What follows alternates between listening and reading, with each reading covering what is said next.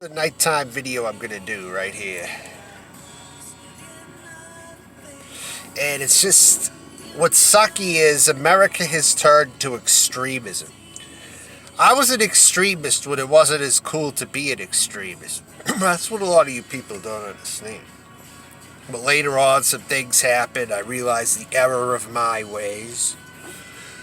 And I realized I was a male to female trans person in the process, and I still kind of have to live a closeted life because of my living situation. Like, that's going to change. This pandemic, though, is out of control, and people are fucking out of control. Why don't you people who are pissed off out there in the political sense, okay? Why don't you just walk the fuck away? Don't support Trump. Don't support Biden. And vote Joe Jorgensen or vote nobody at all. You know, just stick a fuck you to the man right now. That's it. I mean, which side do I think is more reasonable at the moment? The Biden camp.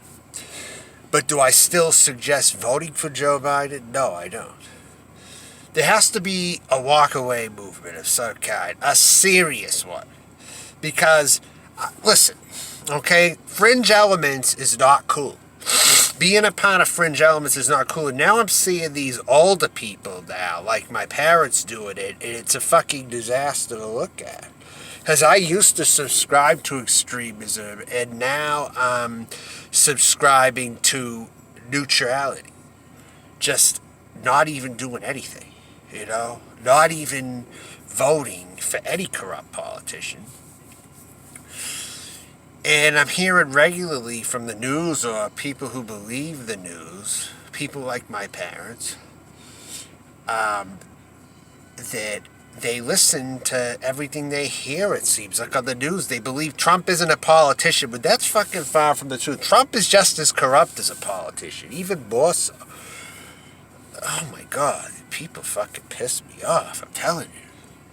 It's like, I've been there, done that.